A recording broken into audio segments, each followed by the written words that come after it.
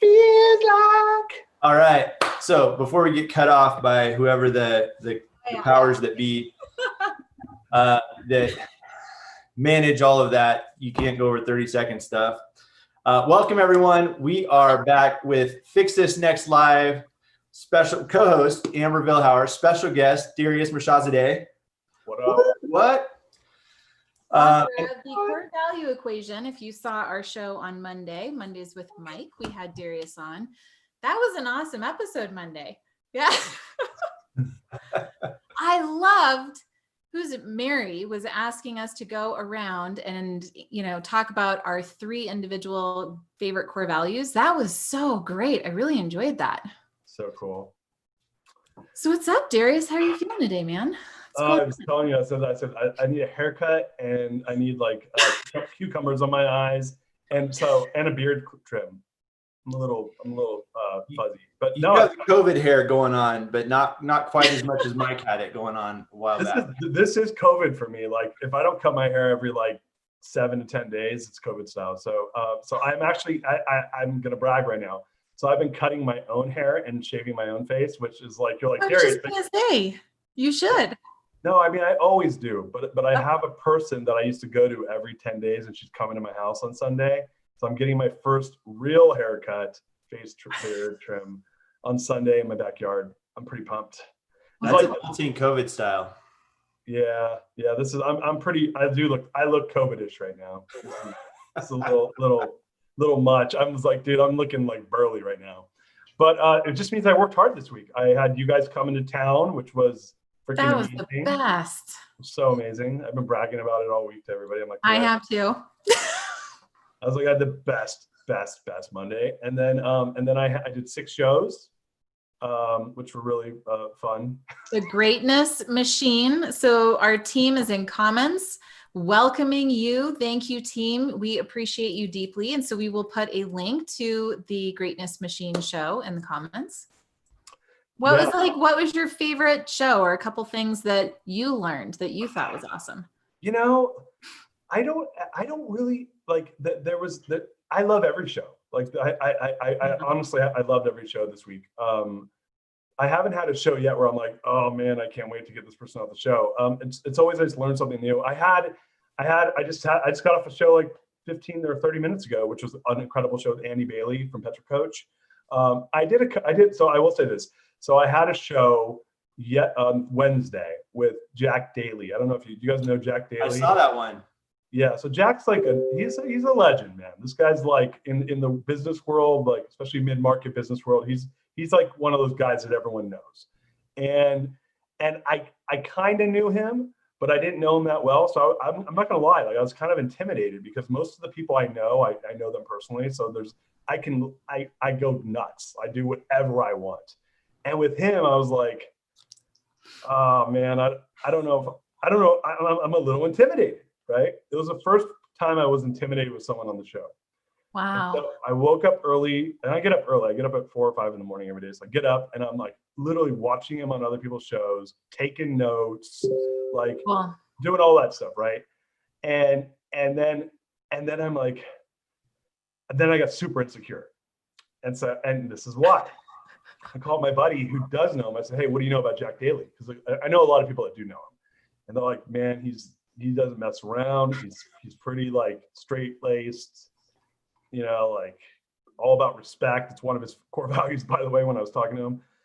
And I just, dude, I curse so much on the show. And it's not because I'm like, I don't know, I can't help it. Like I just start going, I get raw and I didn't want to offend him, right? Because some people get really, really offended. Yeah. Especially he's 71 years old, right? So he's a little bit more of an old school guy, right? Like the guy was born in 49. So he's just of that generation where he may or may not be cool with cursing. I don't know. He was a captain in the army. Maybe he's cool with it. But I was like, all right, man, you got to like tone it down. And then I was bummed. I was like, oh, I don't want to tone it down. So then I was like, all right, I know what I'm going to do. I'm going to pick a song that reminds me of him. And I'm just going to sing my heart out to him. So this guy's like, dude, he's done 15 Ironmans. He did his first Ironman when he was 58 years old. And he did 15 from the age of 58 to 66. He's ran 95 marathons on 50 states and all continents. Like, this guy's a beast, right? And so I'm like, all right, I'm going to fucking sing We Are the Champions to him. And so you didn't go with respect. You didn't go with the whole Aretha. Yeah. No, because dude, when you are a guy that does that, like, you like that song. There's no way you don't like that. Like, I know he likes. I don't even have to ask him. I know he likes it because you don't do that many of those things unless you're like, have that. Totally. He probably would have liked Eye of the Tiger too. He's from Philly, so maybe he would have liked this song better. But I feel like so in the middle of me singing, I see him with this just hardcore gut laugh, and I was like, all right. And then I loosened. It actually was funny. Normally, I'm trying to loosen the guest up, and I loosened myself up. And then it was good. It was such a good show, man. Like, I learned so much from the guests. I learned it's like I'm a learner. It's my number 4 strength. I just feed my learner soul when I'm talking to these guys, and like getting to talk to a guy that's really achieved a lot like that. I don't know, man. It's like how do you get to do that? I had it. You want to hear what my epiphany from that came from that, guys? Is what? So I had a call with a guy who's an accountability partner of mine today. I have 2 of them, and these are guys in in their 60s, and these are really, really successful entrepreneurs. And I've been second guessing myself a little bit on like what I'm doing because I'm totally out of my element, right? Book launch. I mean, like I like this stuff, but me, I've always been hardcore entrepreneur, build the next business, do, like left brain, go scale, build, scale, make money, like that part, like I get that, right?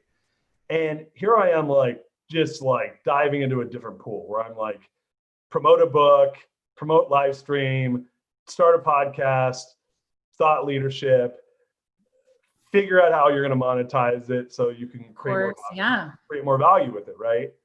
And I was getting super uncomfortable where I was like, oh, no, I'll just go buy like apartment buildings. I'm going to go like start a company, And I started like second guessing myself pretty hard, like the last 2 days.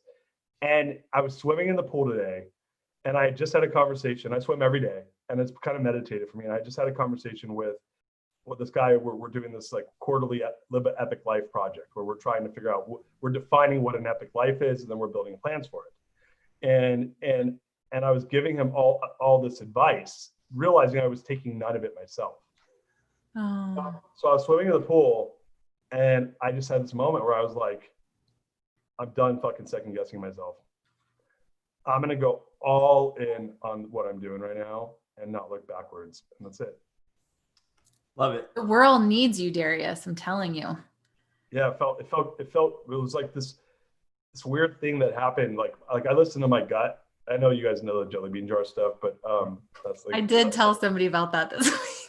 But I do. My gut really, like, I have conversations with my gut all the time. And so, but I have these moments in my life where my gut's like tells me something, and it's a pivotal learning point or a pivotal turning point.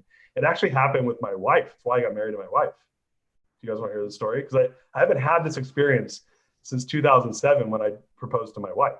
Yeah. So in 2007, I was 29, and I been with my wife for a couple of years, and I was like, I got cold feet. I was like, I think I'm gonna be done and like kind of go a different direction. And I went to bed one night, and I woke up, and I had my gut was like, no, you're marrying her, man. And that was it. Like, I went to bed being like, I think I'm like done. And I woke up and I'm like, oh no, I'm going to marry this person. And I'd been with her at that point for like, I don't know, like 4 or 5 years. So it wasn't like new. There was no real reason. It was like, just not, I was just like at war with myself on this really big decision. And I woke up and that was it. And I literally called her mom up 2 days later, and like, I got engaged like 6 weeks later. And so I haven't had that experience until today, 13 years later, with this, where I was like swimming in the pool, and the gut's like, you're going all in, motherfucker. And I was like, all right. Your gut likes to say that too. Totally. Yeah. Look, guys, like, look here. It's not my brain talk. It's my guts. When I'm really like talking, it's my guts. Like my brain's really nice and pleasant. It doesn't curse at all. My guts the one that curses. My brain's like, hello, Darius. Fancy lad talk. Would you care for some grape upon? And I'm like, hey, bud. My guts like, shut the fuck up. I love how you have the little voices for your different parts of your, Oh, you got total, dude. I got total evil Darius. He's like telling me to do shit where I'm like, you're gonna ruin my marriage, man. Come on. Scariest, right? Is that scariest or is that a different one? Yeah. That's like scariest. Marius is what kind of jumps on both shoulders. Darius is like in the middle being like, come on, guys, just leave me alone. Let me just have a good weekend. Oh, man. So Monday, we were talking on the Fix This Next stuff. And what, of course, with Fix This Next, we have the business hierarchy of needs. And what came to mind was when we were doing the work with Darius on core values and the core values equation, just fell in love with this as a foundation for a business. And then I didn't even know you had personal core values that you would share as well, like a journey of how to discover and unlock your personal core values. So we talked about, what if the core values were like a force field around, or like a shield around this thing, and the foundation for the whole thing, keeping it together. And so we had some people who were asking on Monday's call, like, okay, what does that look like? What is the process for discovering your business core values? And, how do you do that? And I know it's in the book, but people also can't get the book yet. Unless you're lucky enough to know Darius and be able to order some it's really good. Really, really good. I think I've been trying to decide. I think it's going to be my favorite business book of all time. Oh my God. Like, I'm ready to say that. I think I'm ready to say that publicly now, because that's a big deal. Like, I work with business authors. There's a lot of great ones, but like no business book. And it's not just business, by the way, because it's impacted me on a deeply personal level. But no book has had a stronger impact on me. Wow. Boom. Mic drop here. Let's get a mic down here and we'll drop it on something. Boom, boom, boom. I'm like blushing on the inside right now. Serious. It's so good. It's so good. I didn't mean to derail. I just can't help it. That's okay. So if you're watching, we're getting into the good stuff now, the better stuff even. So start a watch party. Just click off this one, go to a watch party, start that watch party on Facebook, come back. And we don't want to miss this. So Darius, can you, for the people that wanted to know, how does this work? Like, how do you actually get there? Besides reading the book, because they can't get it yet, but they can get it soon. What's the starting place for someone who thinks, man, I've got some core values, and this isn't, we're not talking about some core values you printed out off of a list of the top 10 core values businesses have ever, wanted and put it on your wall. We're talking about highly intimate, personal core values that come from you and then flow outward into the whole organization. So how do people get started with that? Like, what's the first step? I have 3 answers actually. So so if it's for a business, like a really small business where there's no management team, it's just like the owner, there's one answer. If there's a business team where there's actual like senior level managers, it's some real executives, a leadership team, I guess. Leadership team. If you have a leadership team, I have a second answer. And if it's just for your personal, it's similar to the first answer. So let's talk about the first answer then. I think most of the people watching are solopreneurs, entrepreneurs, single business owners. Yeah. So if it's solopreneur even if you're just, the answer is the same if you're a solopreneur or you're not doing it for business, just for yourself, which is that the business is you, right? And so if the business is you and it's a small business or solopreneur, then it's really the process we outline in the book. And I'll say this, I don't think I did anything special from the standpoint of the discovery process. And I say that it's a 5-step process: discovery, design, rollout, implement, and last but not least, measure.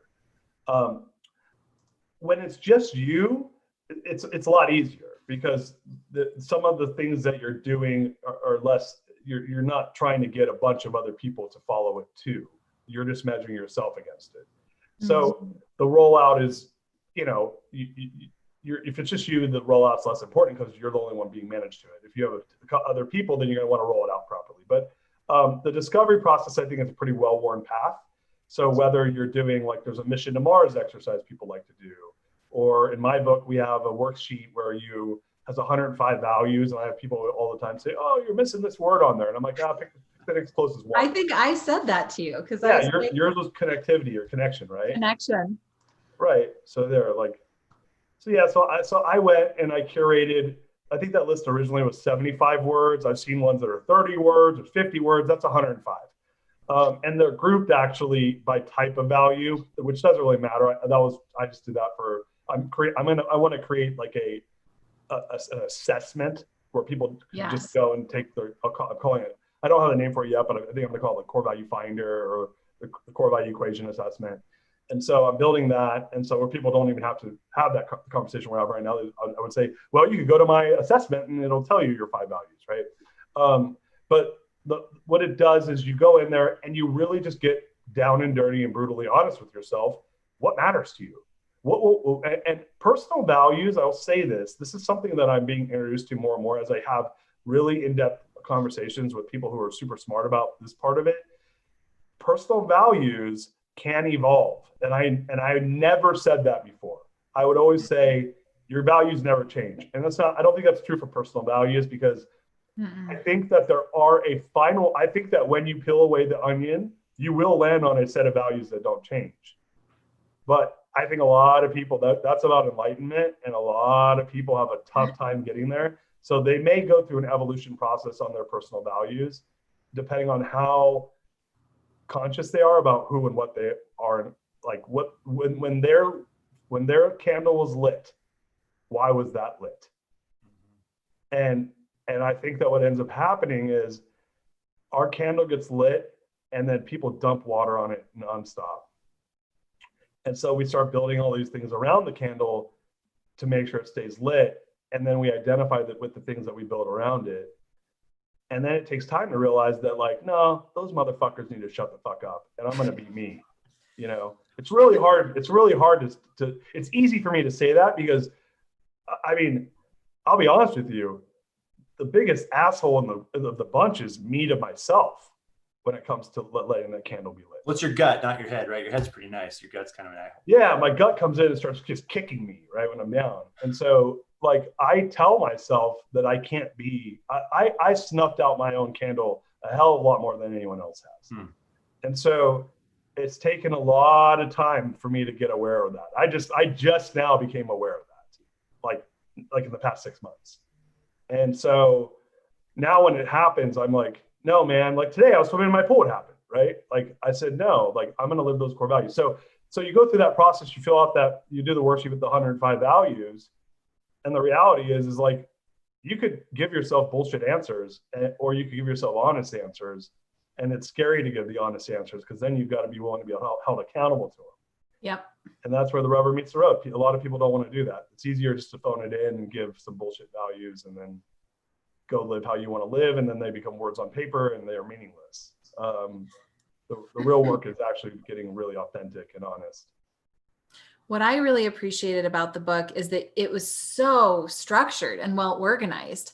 And so it really enabled me and empowered me to go deep with it. And I felt confident going through the process as much as you can be. And I'm grateful to know you so that I could bounce some of my findings off of you.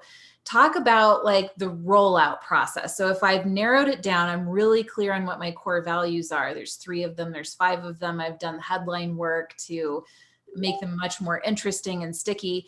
What then? Yeah, so you have to do that design work. And I think like we jumped into the rollout, and I'm going to tell you the design work is probably the longest process to get it right. Yeah, it's not like, in fact, when I did the worksheet at first, I was like, I'm just going to need like 30 minutes for this. And it took 3 hours. And I was like, oh my God, this is really hard. Yeah, I mean, that's 3 hours. And I think if they're designed well, it should be 3 to 6 months. Yeah. And then I've changed them a little bit since then. Yep. Well, because what you're hitting on is you have to sleep on them and you got to let them marinate and you got to go back to them. And so that's why it's a lot of times people just want to wham, bam, thank you, ma'am, get them out. And I'm like, you can't do that because you have to live with them and see them and put them on the wall and look at them and then see how you're living against them and see, you got to feel it out. And so for them to be really, if I was to tell you, you're going to build something that you're going to have for the rest of your life, which I think you should approach it from that standpoint, if you said, hey, can I get it done in a week? Doesn't that sound kind of stupid, right? It's like, you're going to have it for the rest of your life. It's like, I don't want to be the guy that gets a tattoo that I gave 1 second thought to it. By the way, I have 0 tattoos on my body. And my brother, I have a twin brother who's covered in tattoos. And I want tattoos. My wife is like, you can't have tattoos. I'm like, I want tattoos. But I have been designing tattoos in my head now for like a decade. And I'm like, all right, if I still like them 5 years from now, I might get one. And here I am 10 years and I still like them. And she's like, you can't have it. But anyway, my point being is that you've got to take the time. And so once you do that and you have something that's fully baked, so let's say you're bringing it to an organization with a team, well, you got to make it, I call it an immersion process. You got to immerse them in the language. So one thing I'm going to say is that my belief, and this is going to be one of the reasons why everything else I'm about to say is going to be as meaningful as it is that your core values are the language of your organization and of your life. And my belief is, and what the core value equation says, essentially, I'm going to give away a little bit of a hint here, is that our core values equal all the results in our life. So, but that can only happen if you use them properly, and you can only use them properly if they're designed for heavy use. So the design process is so that you have this asset that can be used in a really meaningful way for everything you do. Every decision I make, I run by my core values. Every single one. The human brain, we make 35,000 decisions a day. Now, a lot of them I'm on autopilot. I don't even have to think about it. I just like do it out of habit.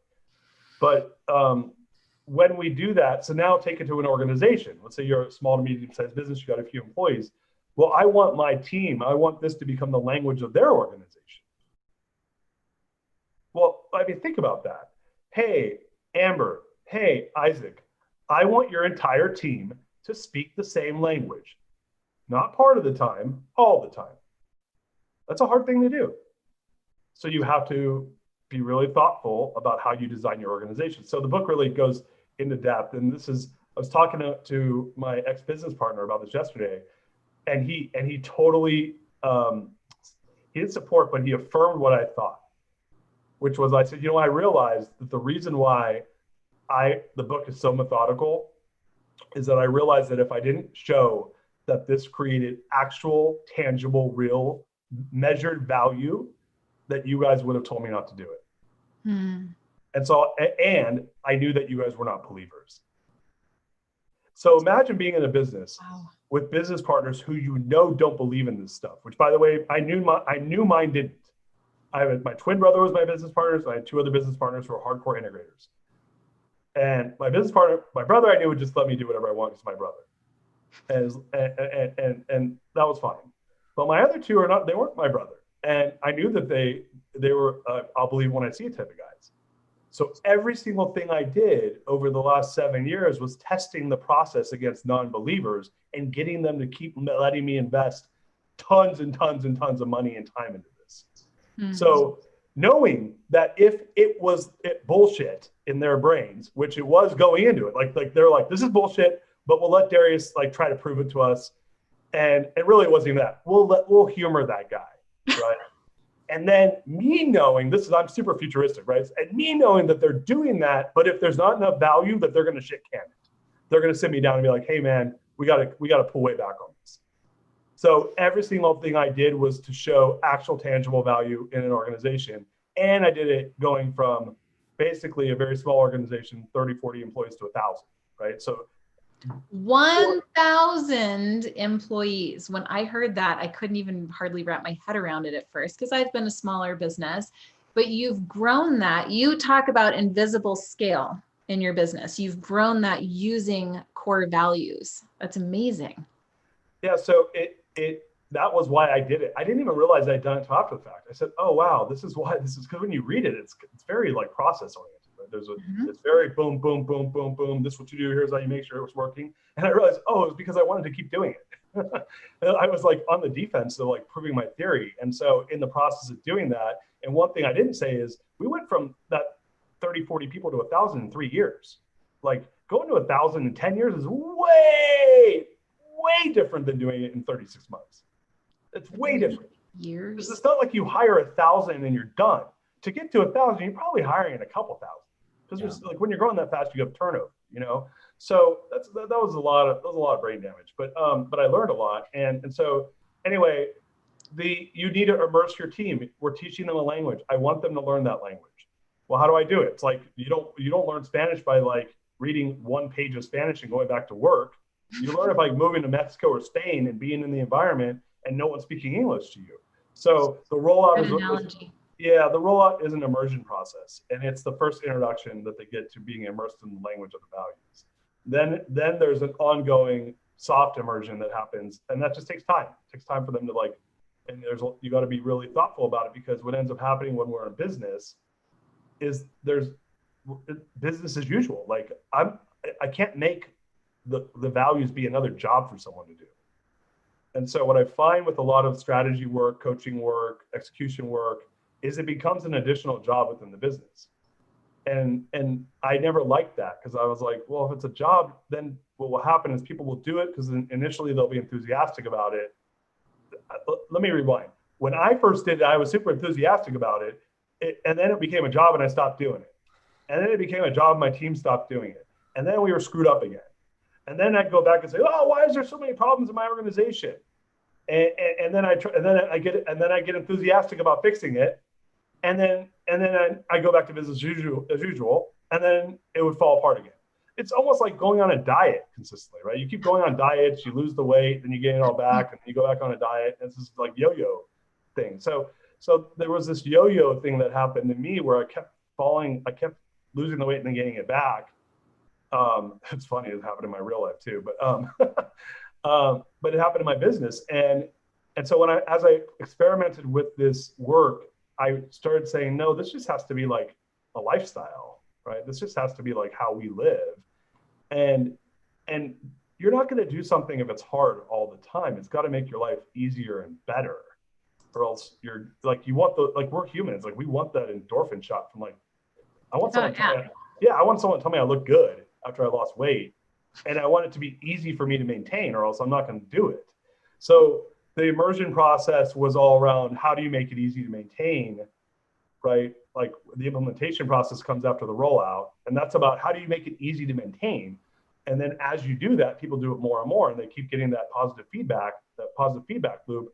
And then it just starts to really like snowball, where before you know it, it's really kind of coded in everything you do automatically. You don't have to try. And you start getting all the positive reinforcement, and before you know it, you're just crushing your competition all the time. So why would you do it? So I know along the way, there's going to be situations where there's obvious out of culture behavior going on, right? Either from one individual or from a group, a subset within the organization, and sometimes even within yourself.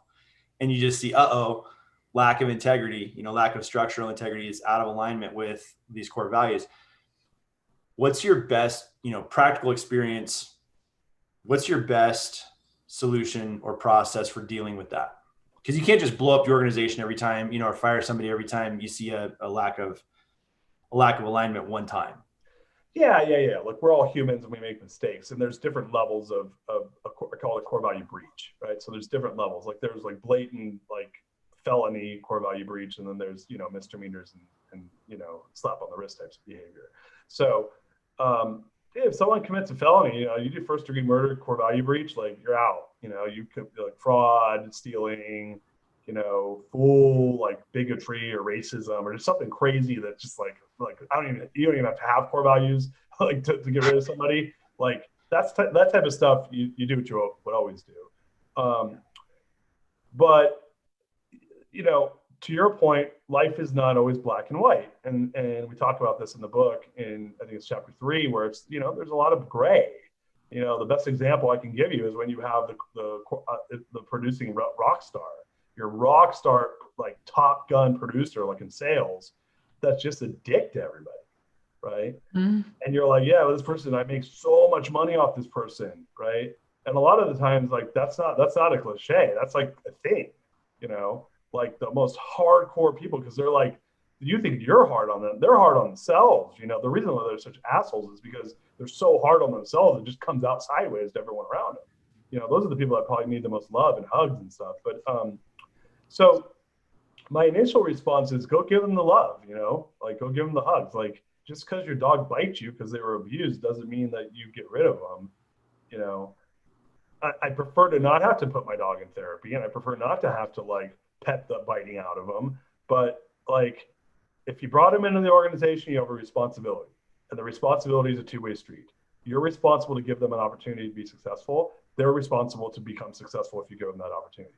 So I always, that's the give take. I'm all about the give. Like, let me give them an opportunity as long as it's not a felony, core value breach. And if it's misdemeanor, depending on the severity, I'll probably give them a chance, right? I want to make sure people too don't miss that, because that was like, you're so, like, I told you this on one of our other calls.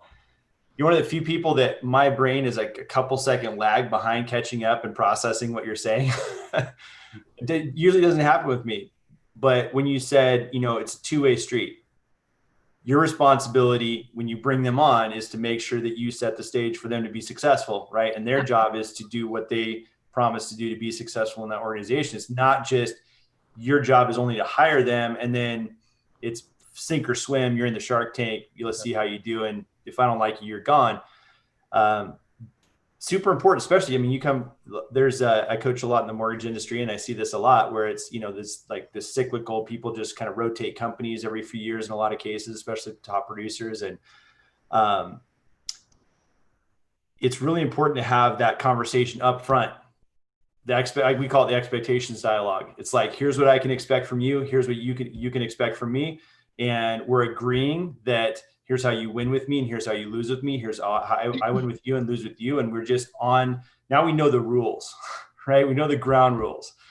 So I wanted to make sure that didn't get missed, because that struck me. It was profound. I think a lot of people miss that. Yeah, no, it was something that even my partners had a tough time with at first, because they didn't like that they thought I was being soft. I said, no, this isn't about being soft.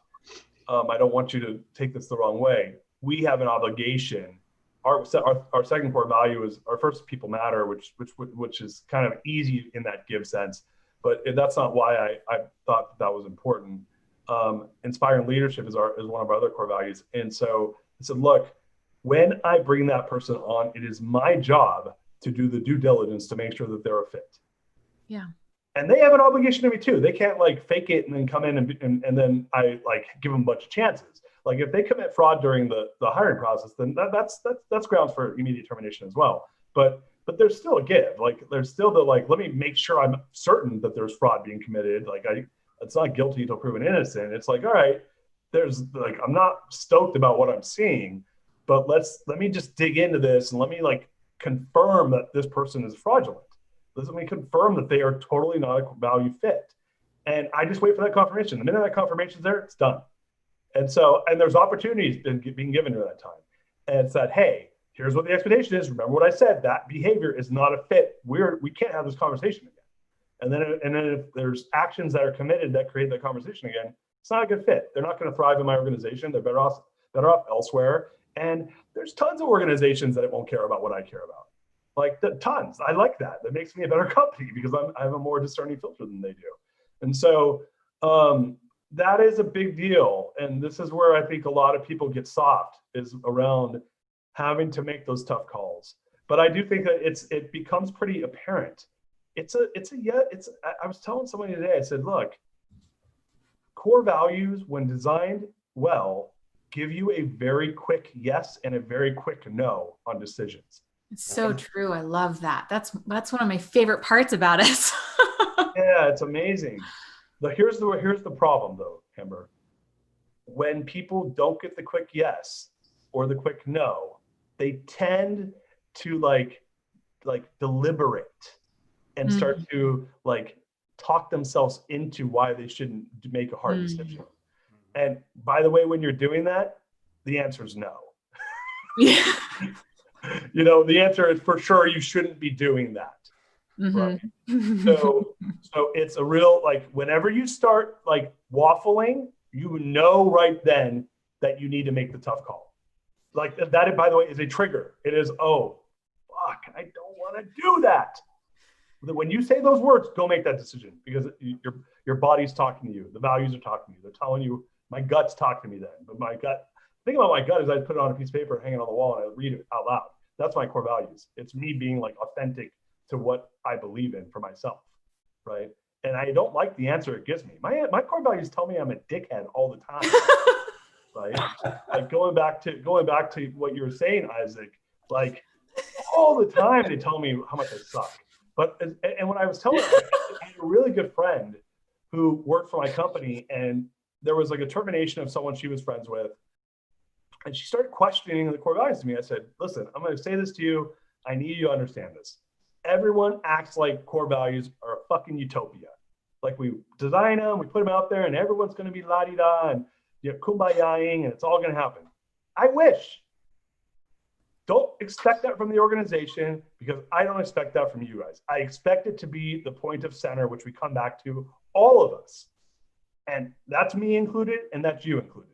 The minute I'm held to some bullshit standard, which is the core values, that I'm never going to hit all the time, and the minute I breach it, I don't know if did you guys see the Chris Rock thing, Sticks and Stones, where he's like, hey, we guys want to play a guessing game? And he starts saying like, basically he's saying like, who am I? And he's like, I'm going to go back in your history. I'm going to look at every single bad thing you've ever done, because you can't do anything wrong ever. And then when I find it, I'm going to throw it in your face and I'm going to ruin your life. Who am I? And he's like, don't know. It's you. It's all you people. Right. And so I'm like, that's like when my team starts doing that, I'm like, I've said to myself, so guys, I go to bed, I wake up, and I put on my pants one leg at a time, just like all you guys do. And I'm a human being. And so the minute you start putting these crazy expectations on me, go fuck yourself. I'm not doing that. I don't do it to you. And so we're all human. And what the values do is they bring us back to center. They say, hey, human, you're off. Go back to center. And I go, yeah, I know, I suck. Dude, my number 6 core value in my family is balance. And we call it movie night. You know how it is balance when you travel 192 days in a business year? I don't think so. That was 2018 for me. Every week I got to read those to myself and be like, you suck, dude. So God, I really appreciate this conversation. I can imagine what the viewers are thinking right now. Like, this is really important work. It's life work. Like, what are you doing if you're not focused on this?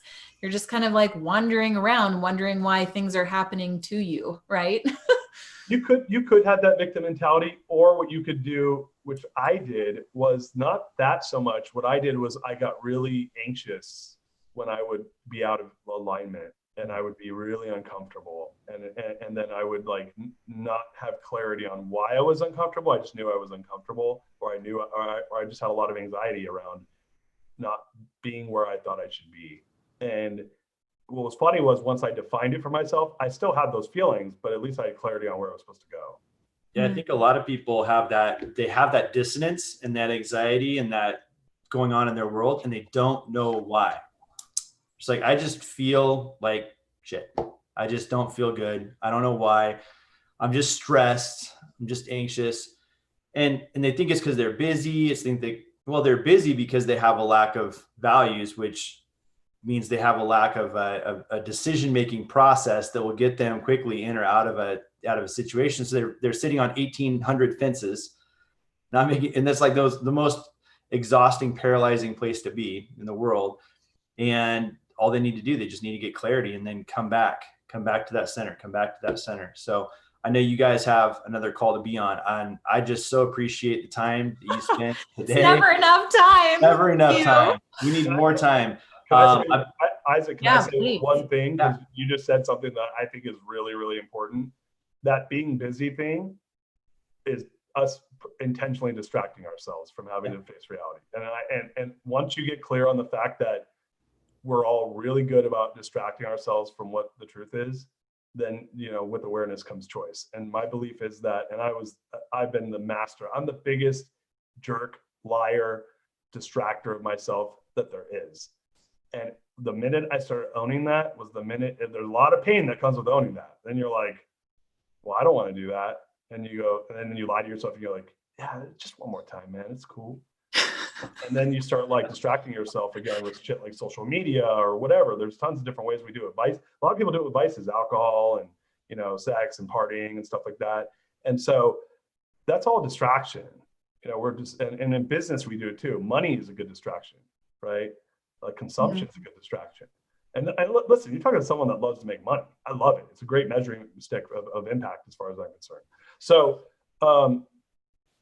it's all about getting honest with yourself. The minute you do that, then things get focused and you start to get a lot more velocity around the change you want. So I don't care if it's business or personal, I'm all around the velocity of change, because 80 years from now, when I'm 122, dude, I want there to be like a freaking lightning of fire that's behind me. Oh, there will be. God, I'm going to replay that over and over again. Janelle, I hope you're posting all those quotes, because there was some really good stuff in there. You're shooting a course on this, right? Can we talk about yeah, it's all good. Yeah. I fly out Sunday afternoon. I'm going to be in the Bay Area shooting a course with Thrive Studio, doing some work there, building I don't know what we're going to call the course yet, if we'll call it the core value equation course or not, but it is going to be basically a full-blown course based on the content of the book. So yeah, that'll be out probably when the book comes out. I can't, and that's when's the launch date? September 15th, 15th, baby. 15th. Amber's launching the book. So watch for more posts on that. Darius, thank you so much for your time. I know your time is super valuable right now. Tune in to Darius's show again. So is it The Greatest Machine on Facebook? Is that what it's called? Yeah. If you go to @TheRealDariusM or to the website www.therealdarius.com, and then you can on Facebook. That's how you get it. It's @TheRealDariusM. We're on all social networks though. So just hit them up everywhere. Yeah. Yeah. All right. So Janelle, post those links in there. Guys, make sure you check out more on Darius. He goes live with the most interesting people I think I've ever seen in my life. It's always fun, and the beginnings of the show are always great. So make sure you don't miss out on that. Thanks for joining us today. We'll see you next week. Oh, don't miss Monday. We got Mondays with Mike. Mike will be back. Mike McAllowitz. Nice. Take care. Thanks, Isaac.